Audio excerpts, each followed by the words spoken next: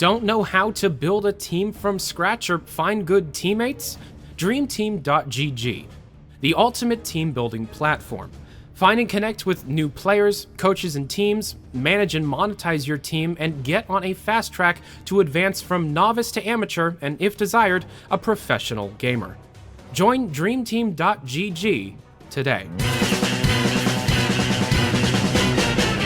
Reported by Colin Campbell on Polygon on January 29th at 1 p.m., it was reported that Microsoft had serious interests in acquiring major game publishers in order to beef up their first-party releases on not only the Xbox, but on the UWP. Quote, "We spoke to 4 analysts who all agree that Microsoft needs to act soon, and that major acquisitions are by far the most likely route. Pierce Harding Rolls of IHS, Juice Van Duren of Superdata Research, and David Cole of DFC Intelligence are named as sources, although Polygon lists 4 sources. Also, for those who have zero clue who these people or companies are, let me clue you in. IHS, or the Information Handling Services Market, is a London-based company that, quote, provides information and analysis to support the decision-making process of businesses and governments. Superdata Research uses, quote, proprietary data partnerships that collect point-of-sale and event data from publishers, developers, and payment service providers. This allows us to base our analysis on the monthly spending of over 160 million unique paying digital gamers worldwide. DFC Intelligence Research, quote, is offered in many forms, tailored from startups to the largest global conglomerates. Products are delivered in formats ranging from industry briefs and reports to full data visualization and non-manipulation. Tools that allow users to view research as they want to see. Why am I explaining these market analysis groups to you? Because these people, according to Polygon, think Microsoft is going to buy Valve. Quote, some of the names being thrown around as possible acquisitions by Microsoft are frankly astounding and even unthinkable. But the fact that they are doing rounds is intrusive. The most recent one we've heard from a reliable source close to Microsoft is in fact EA. We've also heard whispers about Valve and Korean outfit PUBG. This small section of the report was picked up by almost every other major gaming news site, a copycat strategy that is becoming ever increasingly common. This led to Reddit posts named things like, quote, Microsoft is reportedly considering buying EA, PUBG, and Valve to gain some traction, and causing many members of Valve's many communities to worry, because a Microsoft acquisition would change everything, but we'll get to that in a second. Out of the 3 named analysis groups sourced by Polygon, there is zero evidence that any of them ever worked with Valve. These companies list large conglomerate organizations that they have worked with on their site, and Valve is not mentioned in the documentation once. Also, speculation, Valve really wouldn't need a separate company to tell them what they should do.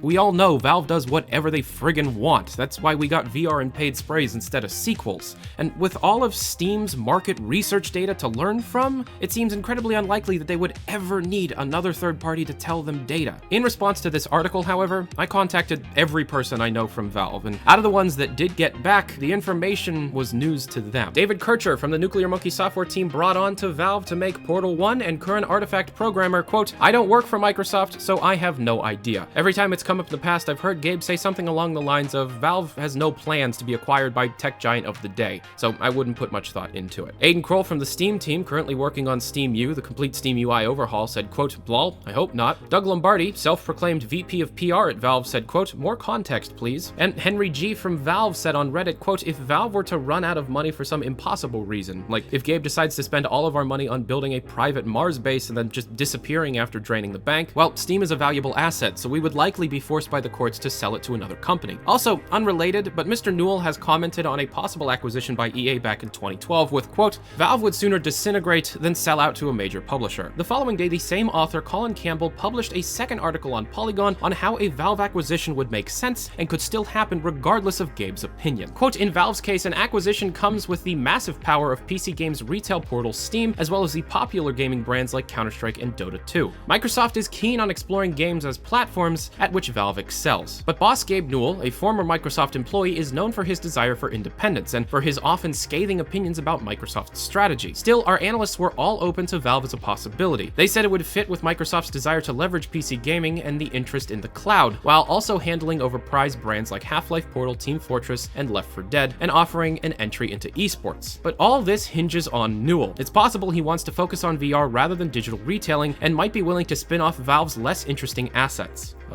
Then a third article was published a day after that on the 31st, also on Polygon, titled, "Microsoft purchasing Valve would pay for itself in profits and power. It's not as ridiculous as you might think." A summary of the article's points are, Gabe and Valve may not appear to want to sell. However, Valve appears to be coasting, and Gabe is interested in VR, and Microsoft convinced Notch to sell regardless of his prior opinions of the company. Steam would give Microsoft a majority share in the PC gaming market and access to the largest wealth of market information through Steam. CSGO and Dota 2 would be a major profit center, and Microsoft would have a huge hand in esports. Microsoft could put Half-Life 3 on the fast track, citing how the new Star Wars were laughable until Disney bought it. They say that they could throw money at a creative team, and links to Laidlaw's Epistle 3 as an example. Side note, Laidlaw is done with Half-Life. Epistle 3 made that abundantly clear.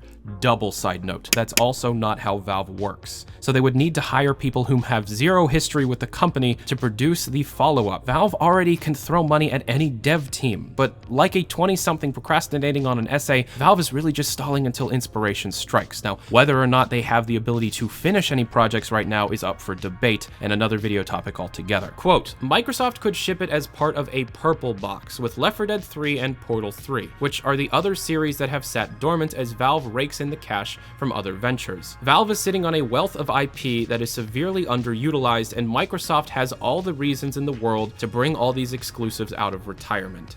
Okay, if Valve was bought by a publicly traded company, the first thing done at all would be to clean house and announce everything. The Team Fortress team would be forced to close or fired. They've had 10 years, that's a good run. The VR games would either be canceled or pushed out the door. There's not enough market saturation to warrant this much energy. And then they would announce everything 3. TF3, Left 4 Dead 3, Portal 3, and Half-Life 3. And that sounds exciting, but why would they do that? Because that would greatly impress the shareholders. So what's the issue? The games would suck. Valve is fickle. Valve is unprofessional. And coming from a person who has devoted the better part of the last 7 years of their time on this planet to reporting on this company, let me tell you, Valve doesn't do things because people want them to do those things. They only do things because they want to do them. That's why when they do make games, they feel like the people working on them were so absurdly passionate about them, they sounded like children excited to tell them friends that they got a Switch during the development process. They do things because they're excited to do those things. That's it. They don't really care about what other people think when it comes to their game development process. It's just how it is. It's always been like this. So if Microsoft were to come in and restructure and force people onto dev teams and make them take on roles and get these games done, number 1, they would be worse than if they were created organically. Number 2, many, if not all of the employees currently at Valve will quit. And number 3, the weird creative side of Valve that made things like Steam VR and the Steam controller and, well, Steam would die. Oh, I also left out a response I got from Jeep Barnett, one of the people responsible for Portal 1. When asked if Valve will or will ever sell to Microsoft, he stated, quote, as the great engineer once said, "Nope."